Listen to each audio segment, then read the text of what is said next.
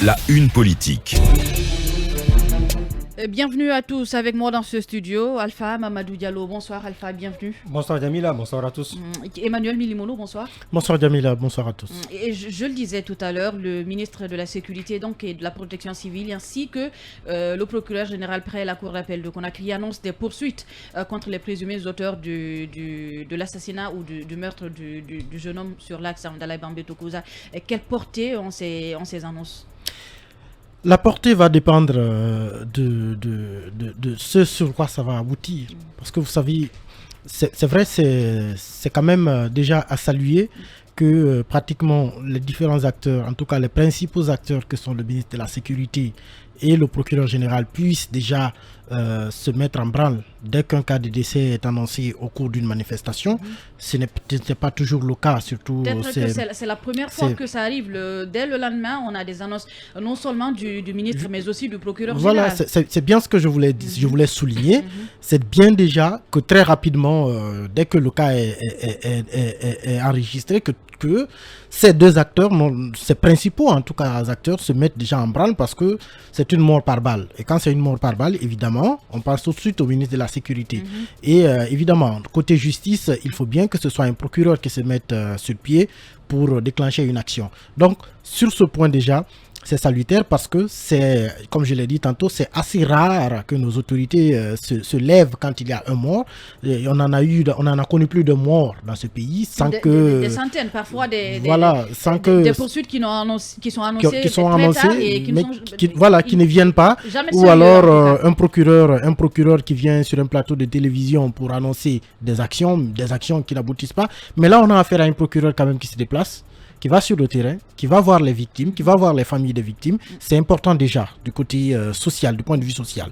Maintenant, sur quoi est-ce que cela va aboutir? Comme je l'ai dit tantôt, ça dépend de la suite que cette action qui est déjà déclenchée va donner. Quand le ministre de la Sécurité dit que s'il y a des têtes qui vont tomber, elles vont tomber. Évidemment, on attend de savoir si les enquêtes d'abord qui seront ouvertes vont permettre d'identifier l'auteur. Et à entendre le ministre, j'ai l'impression qu'il s'est dit peut-être que si c'est un policier qui a tiré, ce policier va payer. À le comprendre, en tout cas, selon la façon dont moi je comprends cette déclaration. Donc c'est déjà une garantie. Mais d'ailleurs, il dit qu'il a appelé le directeur de la police nationale. Oui, c'est un fait qui est quand même... C'est pourquoi je dis, l'annonce en tant que telle, elle est extrêmement importante. Maintenant, il faut qu'elle aboutisse à quelque chose. Que l'on sache que si c'est un policier, qu'on sache c'est quel policier et quelle sanction lui sera infligée. Et si ce n'est pas un policier, qu'on sache aussi c'est qui. Toujours est-il que pour le ministère de la Sécurité et pour la justice, c'est important de savoir qui est l'auteur de cet acte parce que c'est quand même, c'est symbolique, c'est la première victime du CNRD. C'est très symbolique.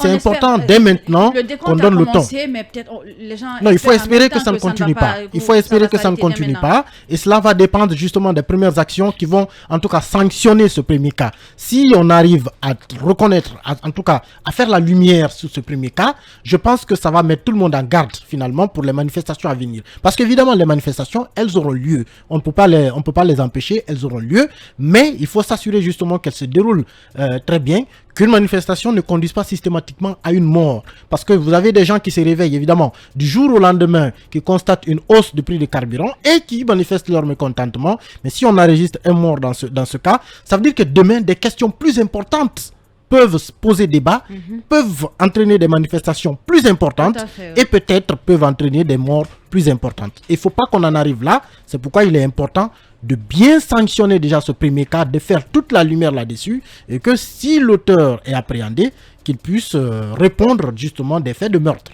tout simplement.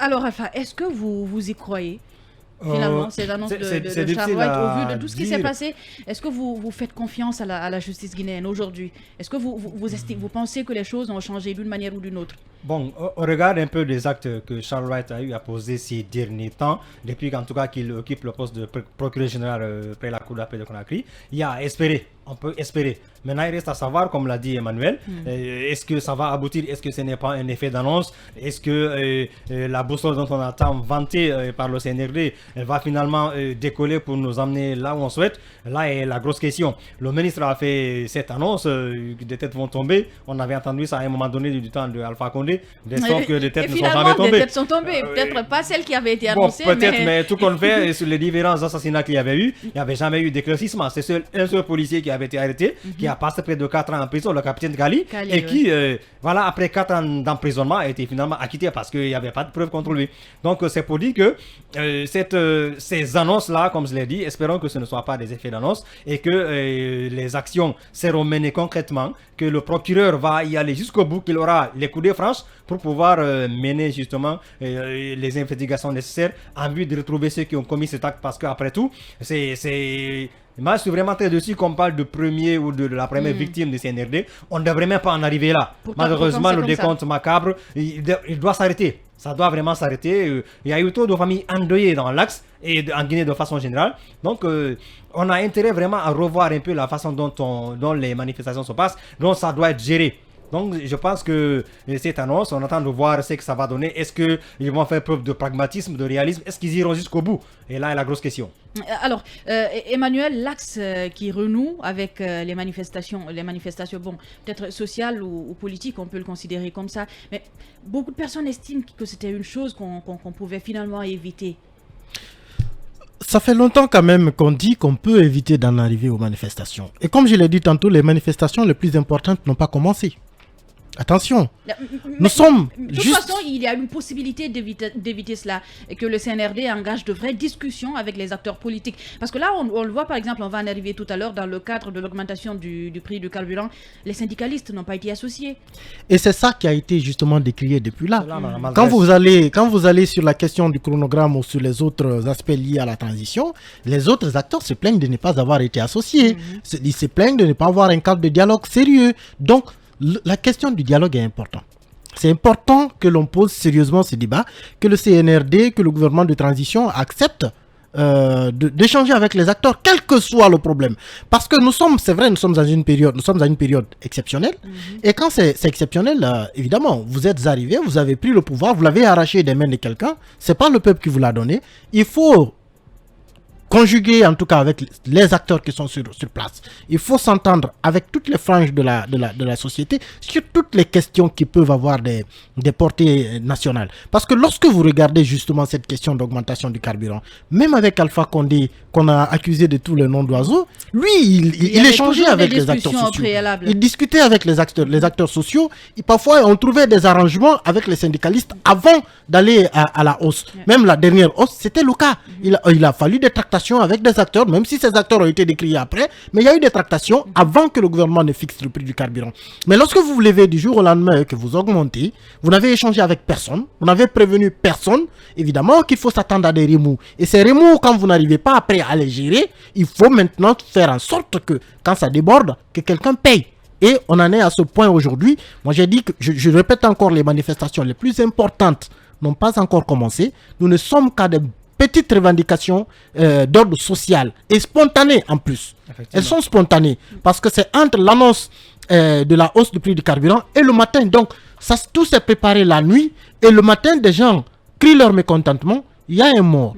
J'imagine quand on aura affaire à des manifestations politiques programmées sur lesquelles il y aura des battages médiatiques où des milliers ou des millions de personnes vont être mobilisées.